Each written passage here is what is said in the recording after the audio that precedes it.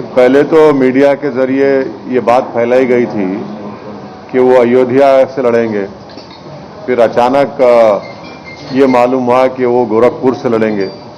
तो मुझे उम्मीद है कि गोरखपुर के जनता जिस तरह कोविड के सेकेंड वेव में योगी सरकार बिल्कुल गायब नजर आई थी और उत्तर प्रदेश की जनता को उनके हाल पर छोड़ दिया था, जिस तरीके से गंगा के पानी के ऊपर हजारों लाखों लोगों की लाशें तीर रही थी, वैसे ही गोरखपुर में राप्ती नदी में कई लाशें बह रही थी।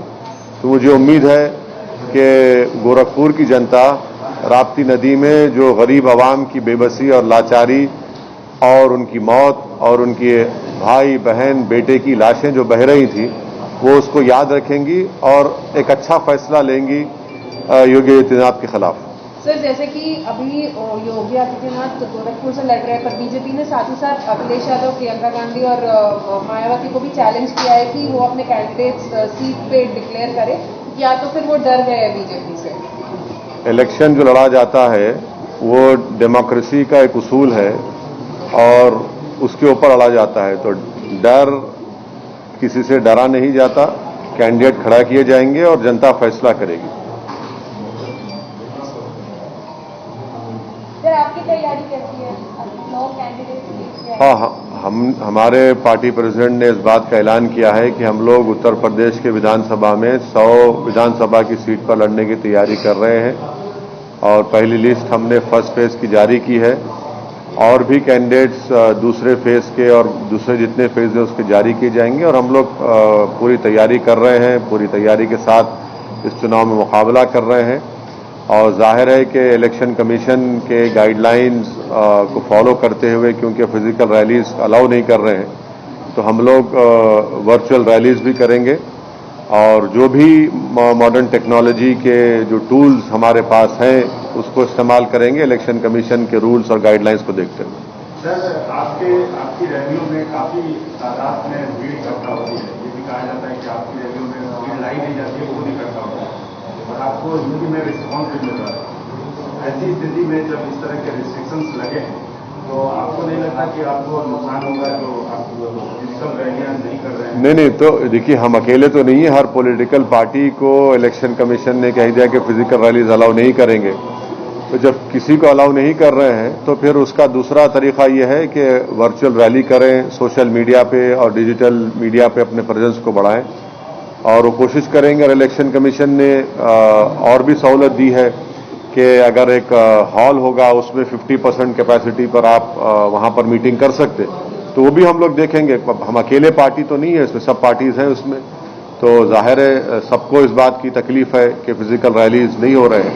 मगर अब जो भी है, अब हमको उसको इस्तेमाल करके आगे बढ़ना है, अपने पैगाम को पहुंचाना है। और मुझे यकीन है कि जो हमने पिछले 4-5 महीने में मैंने करीब 60 के करीब सभाएं की है, उसका भी अच्छा असर होगा। सर, क्या कोविड की वजह से रिजल्ट्स पे इम्पैक्ट पड़ेगा? अब ये बताना मुश्किल है कि किस तरीके से कोविड फैलेगा, क्या होगा, बट अब इलेक्शन कमीशन ने अपने विजडम में फैसला लिया है चुनाव कराने का, तो हम पॉलिटिकल पार्टीज में पूरा अपना ताउन देंगे, कोऑपरेट करेंगे ताकि लोग ज्यादा से ज्यादा निकलकर अपने वोट का इस्तेमाल करें और हमारी पार्टी के उम्मीदवारों को कामयाब करें। सर, मौजूदा रिस्ट्रिक्शंस के मद्देनजर आपका हैदराबाद से सुना गया कि आपका हैदराबाद से आप कैंपेनिंग नहीं कर पा रहे हैं, तो आप लखनऊ में कैंप करने वाले हैं? नहीं, तो बात बिल्कुल सही है। अब जैसा ही ये हमारे कैंडिडेट्स का नॉमिनेशन हो जाएगा, प्रोसेस शुरू हो चुका है, तो यकीनन मैं लखनऊ भी जाऊंगा, वेस्टर्न यूपी में भी जाकर किसी जगह पर अगर हम वर्चुअल रैली करेंगे, आवाम से मुलाकात होगी, या जो भी इलेक्शन कमीशन के रूल्स और गाइडलाइंस के तहत काम करना है करेंगे। सर, वही पुराना सवाल जो आपके बारे में कहा जाता है कि आप उत्तर प्रदेश में बीजेपी को जिताने के लिए इतनी मेहनत कर रहे हैं, न कि अपनी सीटें। अब ये तो इल्जाम जिंदगी भर मुझ पर लगता रहेगा, इसकी मुझे कोई फिक्र नहीं है। सवाल ये पैदा होता है कि 2014 में, 17 में, 19 में क्यों उत्तर प्रदेश में बीजेपी जीती।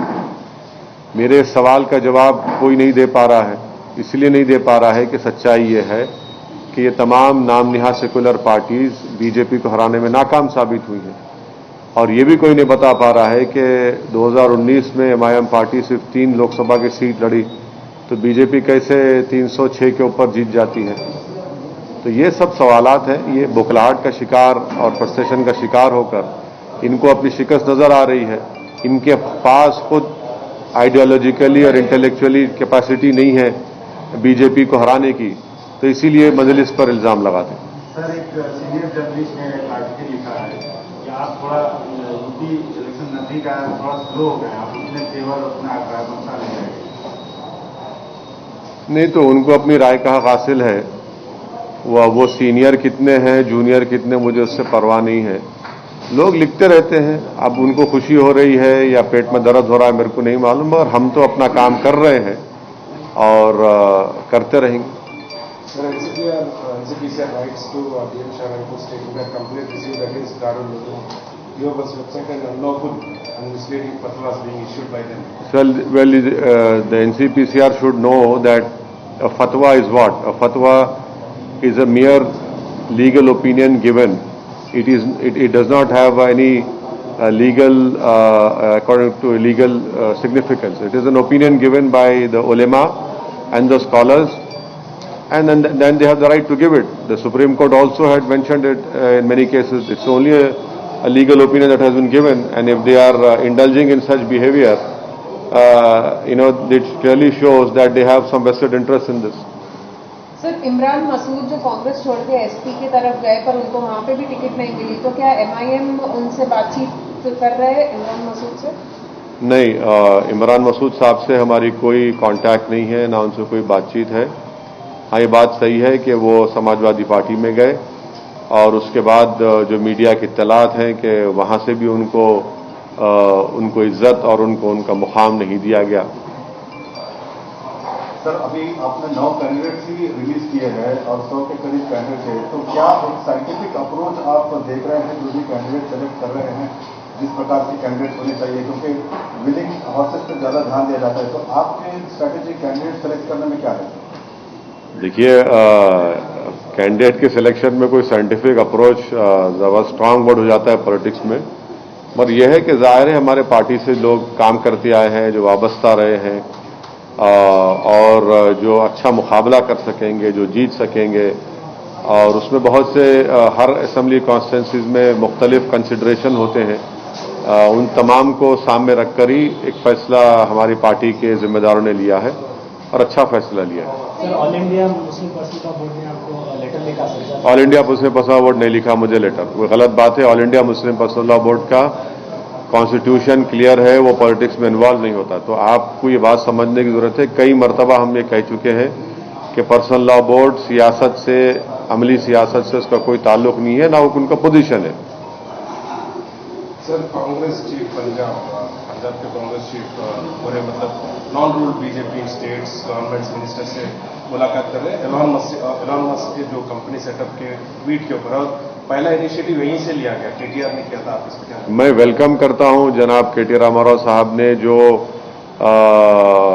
टेस्ला कंपनी को दावत दी तेलंगाना में आने की, यहां पर उन्होंने फैक्ट्री खोलने की, और स्टेट गवर्नमेंट ने ये कहा है कि वो हर तरह से सहूलतें देंगी, हर तरह से उनको मदद करेगी ताकि टेस्ला की फैक्ट्री भारत में तेलंगाना में शुरू हो। मैं वेलकम करता हूं केटीआर के स्टेटमेंट का। उम्मीद करते हैं कि टेस्ला अगर भारत में अपनी फैक्ट्री को कायम करेगा तो तेलंगाना एक प्रोग्रेसिव स्टेट है जहां पर सबसे बड़ा एक इन्वेस्टमेंट डेस्टिनेशन बना हुआ है और इंफ्रास्ट्रक्चर और हर एतबार से बेहतरीन जगह है। उम्मीद करते हैं कि जो उन्होंने वेलकम किया है वो एक हकीकी रूप इख्तियार करे तेलंगाना में टेस्ला आकर। सर, उनका डिमांड्स डिफरेंट है और ये स्टेट्स मिलकर पॉलिटिक्स करना नहीं हुआ सेंटर के खिलाफ, मतलब जो भी डिसीजन लिया जाए मिलजुल के। सिर्फ नॉन बीजेपी स्टेट्स ही उनको इन्वाइट कर रहा है, तो बीजेपी रूल स्टेट भी इन्वाइट करिए, कौन रोक रहा है उनको?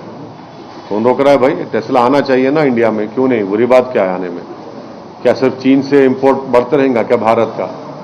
इतना ट्रेड डेफिसिट पैदा हो चुका है कि हिस्टोरिकली एक हिस्टोरिक हो गया है, तो सबसे ज्यादा इंपोर्ट चीन से हो रहा है। तो क्यों नहीं टेस्ला आने में क्या है? जब गवर्नमेंट बोल रही है कि इलेक्ट्रिक व्हीकल्स की प्रमोट करेंगे, पॉलिसी बनाए हैं, तो यकीनन कोशिश करनी चाहिए। Anything on alliance, are you looking for smaller parties to align with you? Maybe only time will tell, but as of now we are completely geared and ready to fight the election. If it happens, we'll let you know. Sir, anything on Malegaon? Nothing. It is now the ball is in NIA court.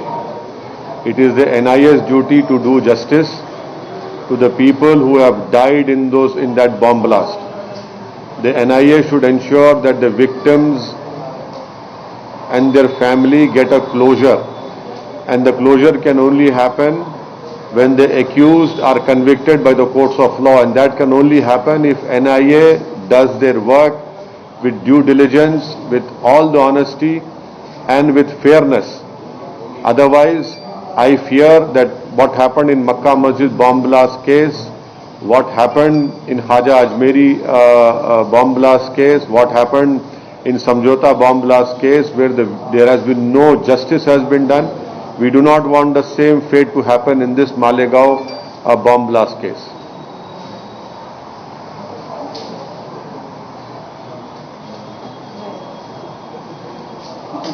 Thank you.